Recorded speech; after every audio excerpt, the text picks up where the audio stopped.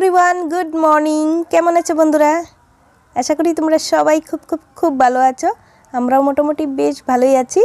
মনিকার simple লাইফস্টাইলে আমার আরও একটি নতুন দিনে নতুন ব্লগে তোমাদের সবাইকে অনেক অনেক স্বাগত, ভালোবাসা জানিয়ে আজকের ব্লগটা শুরু করছি। আই হোপ আজকের ব্লগটা তোমাদের ভালোই লাগবে। তো ফার্স্ট থেকে লাস্ট পর্যন্ত দেখার অনুরোধ রইল। আর আমার ব্লগগুলো দেখে তোমাদের যদি একটুও ভালো লেগে থাকে তো আমার চ্যানেলটা সাবস্ক্রাইব করে রাখতে পারো, পাশে থাকা বেল অল বাটনটি অন করে দিও, ভিডিও নোটিফিকেশন পৌঁছে যাবে। তো চলো বন্ধুরা, ঘড়ির কাঁটায় বেজে গেছে 9টা। আর এই ব্লগটা হচ্ছে বুধবার দিনের। সকালের বাসি কাজকর্ম সেরে সকালের চা জলখাবার খেয়ে নিয়েছি।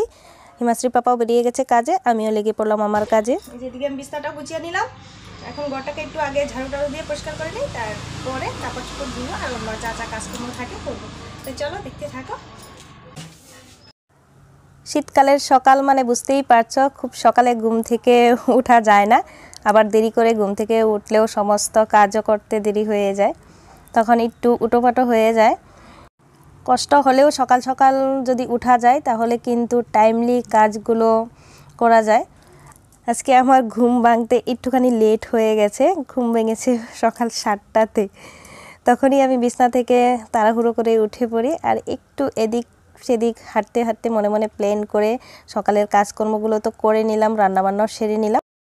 রান্নাবান্না সেরে বড় মেয়ের স্কুল ছিল, ওকে টিফিন রেডি করে দিয়েছি। তারপরে হিমাশ্রীর পাপাও একসঙ্গে বেরিয়ে গেছে, মানে আমার বড় মেয়েকে নিয়ে স্কুলে গেছে। তারপরে আমি এই যে প্রায় 9টায় হবে, এখন আমি এই যে ঘর গোছানো কাজগুলো সেরে ঘরটা ঝাড়ু দিয়ে নিচ্ছি। তারপরে তো আছেই টুকটাক কাজকর্ম, সেগুলো করব। এইবেলা কাজে না লাগলে সময় মতো সব কিছু করে উঠতে পারবো না। তো কাজগুলো যদি আমরা প্ল্যান করে স্টেপ বাই স্টেপ করি একটু হলেও তাড়াতাড়ি হয়ে যায় আর সময়ের মধ্যেই হয়, বেশি একটা ঝামেলা হয় না। আগের দিন যতটাই করে রাখি পরের দিন আবারও একই ধরনের ডাস্টিং করা কাজগুলো করতে লাগে।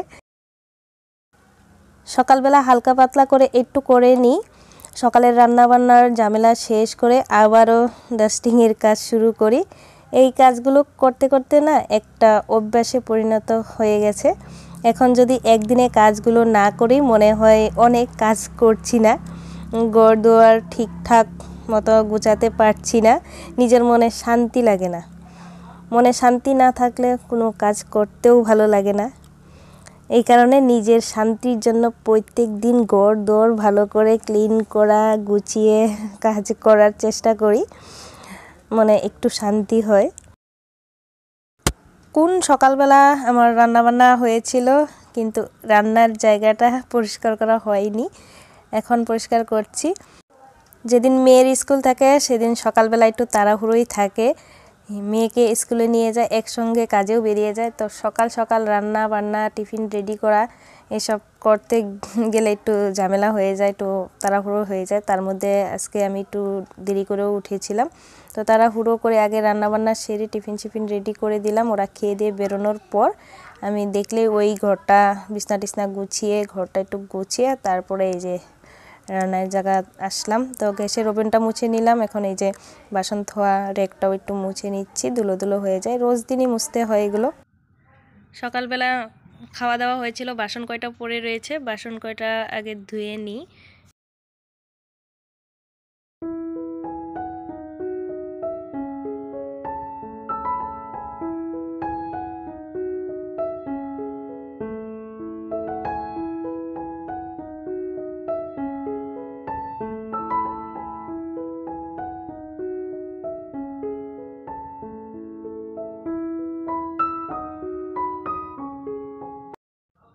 বিয়ের পর থেকে আমার এই সংসারটা একা হাতেই সামলাচ্ছি। আমার এখানে কেউ ছিল না যে আমাকে বলে দিবে বা আমার সংসারটা একটু গুছিয়ে দিবে, এমন একটা মানুষও ছিল না।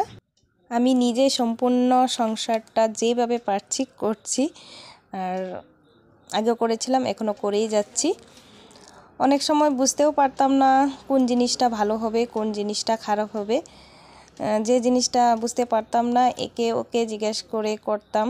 আর শাশুড়ি মাকে, নিজের মাকে মাঝে মধ্যে ফোন করে কিছু জেনে নিতাম। দেখবে ফোন দিয়ে মোবাইল দিয়ে কিন্তু সব জিনিসের সলিউশন হয় না, কিছুটা নিজের বুদ্ধি দিয়ে নিজের মতন করে আজ এই সংসারটা এই পর্যন্ত গুছিয়ে মানে উঠাতে পারছি, এই পর্যন্ত হয়েছে, যেটা এইভাবে তোমাদের সাথে শেয়ার করতে করছি আমার এক ছোট্ট সংসার। তোমাদের সঙ্গে কথা বলতে বলতে আমার বাসন কয়টা ধোয়া হয়ে গেছে। বাসন কয়টা ধুয়েই আমি এই যে ঘরটা মুছতে লেগে পড়লাম। ঘরটা মুছে নিই, তারপরে বাইরের জায়গাটা পরিষ্কার করতে আছে, উঠানটা পরিষ্কার করব।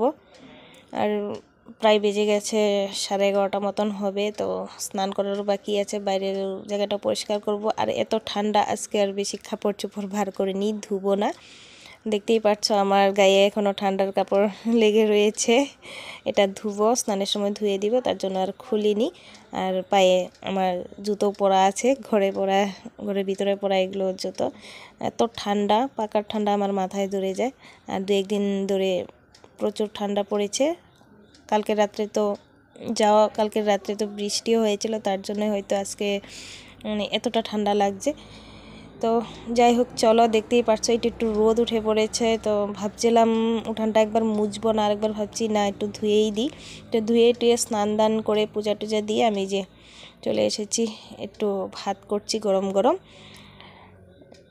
সকালেও করেছিলাম একটু, তো এখন একটু কুকারে বসিয়ে দিয়েছি মা মেয়েদের জন্য।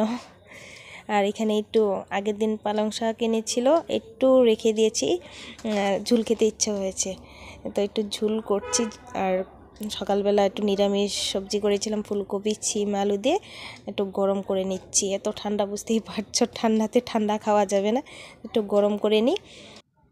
এগুলো নামিয়ে আমি যাব হিমাশ্রীকে স্কুল থেকে আনতে, ওর স্কুল ছুটি হয়েই যাবে, 2:10 ছুটি হয়। তো ওকে স্কুল থেকে এনে খেয়ে দিয়ে একটুখানি শুয়েছিলাম, শুয়ে উঠে দেখলে আমার মুরগি 3টাকে আমি খাবার দিলাম।